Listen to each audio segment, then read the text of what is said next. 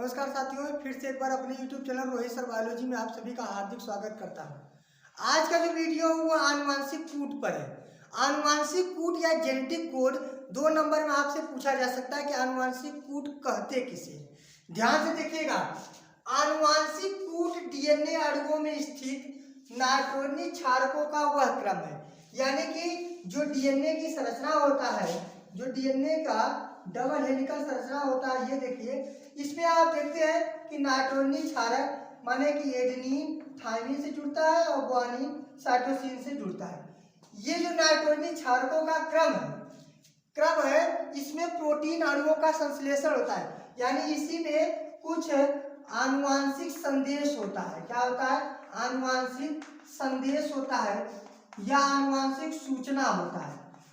यानी आनुवांशिक सूचना कुछ भी हो सकता है, चाहे उनकी लंबाई, चौड़ाई, गोराई, यानी कुछ भी लक्षण हो सकता है आनुवांशिक। उन्हीं लक्षणों का जब एक स्थान से दूसरे स्थान लेकर जाता है तो वही आनुवांशिक कूट कहलाता है। देखिए, आनुवांशिक कूट डीएनए अणुओं में स्थित नाइट्रोजनी क्षारकों का वह अनुक्रम है जिसमें प्रोटीन अणुओं के संश्लेषण, यानी प्रोटीन अणु का जो संश्लेषण है उनके लिए संदेश होते हैं। क्या होते हैं? संदेश होते हैं, सूचना होते हैं, या कोई आनुवांशिक लक्षण होते हैं, जो क्या कहलाता है? आनुवांशिक कूट कहलाता है। क्या कहलाता है? आनुवांशिक कूट कहलाता है।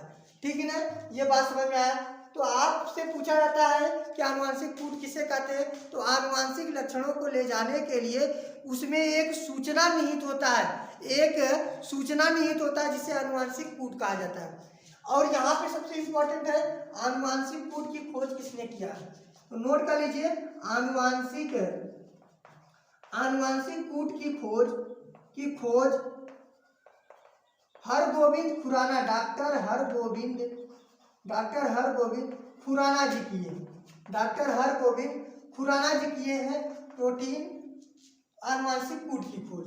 बात समझ में आए? एक बार फिर से समझिए कि आनुवांशिक कूट, आनुवांशिक माने होता है कि वे लक्षण जो एक पीढ़ी से दूसरे पीढ़ी में चलते हैं, आनुवांशिक लक्षण कहलाते हैं। तो आनुवांशिक माने कि जो वंश बाय वंश चलता है।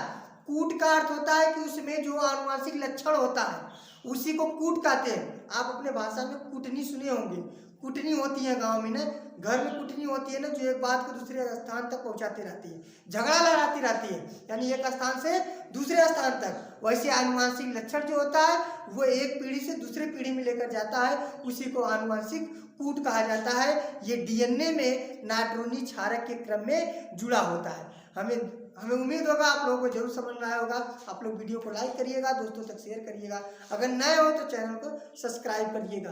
अगर कहीं गलती हो तो बताइएगा, और आपको हम बता रहे हैं कि अगर आपको कोई समस्या हो किसी भी प्रश्न से लेकर तो आप कमेंट बॉक्स में जरूर पूछ सकते हैं। तब तक के लिए नमस्कार, धन्यवाद।